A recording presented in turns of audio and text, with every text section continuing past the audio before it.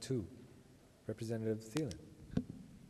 Thank you, Mr. Speaker. Here's another no vote, and I'd like to explain why. Please proceed in opposition. Thank you. Mr. Speaker, what this bill does is establish the policy of this state to delineate key economic sectors of importance for economic diversification in Hawaii.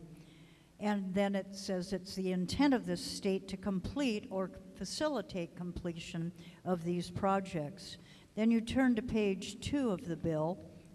One of those projects is the interconnectivity between Oahu and the neighbor islands. In other words, read underseas cable. I think there's a great deal of concern in this body from a number of members about that underseas cable, about the cost, the wisdom of doing that, and the wisdom of burdening certain neighbor islands to be the, be the energy or supplier for Oahu, whether or not that really is morally correct to do.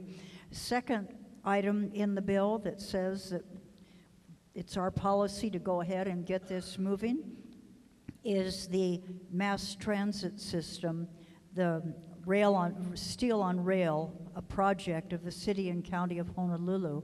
And I believe that's on page 3 of the bill. And I believe there's concern in this body from some of the members about that as well.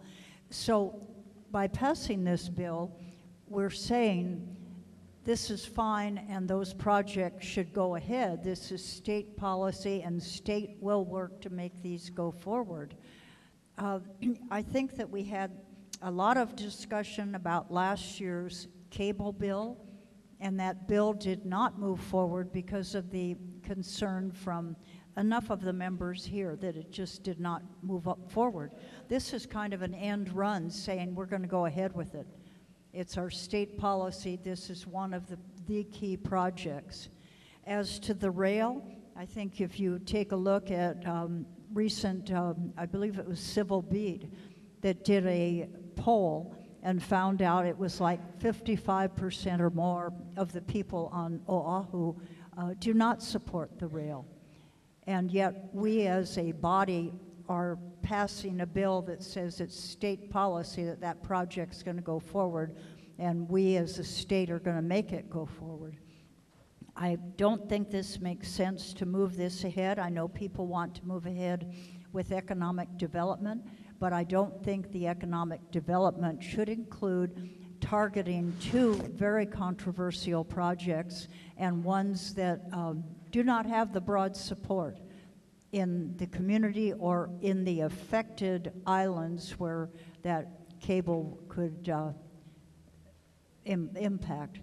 So, Mr. Speaker, I would ask that members take a look at this, and it may not make it through the Senate, which then I'll be very glad, but if it does, we would obviously or probably have a chance to reconsider our original approval. But right now, I'm not joining in with the yeses. I'm very definitely a no on this measure. Thank you very much. Representative Marumoto. Oh, Mr. Speaker, I rise on this particular measure with grave reservations. In particular, the 2 projects cited by the previous speaker are of great concern to me. 650 Pohukaina Street, before we vote on it, I would like some more information on it. I have no idea whether it's a private project or a state project. I think it's in here by virtue of the fact that there will be a transit station going through it. But on the other hand, is the entire 65-story building a state project? I don't know. I don't know who the developers are. I don't know whether it's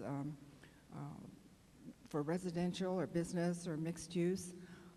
So I'm just really puzzled why we would be citing this as an important project for us when it does not have any permits yet, and it is over the height limit of 400 feet for the city and county of Honolulu.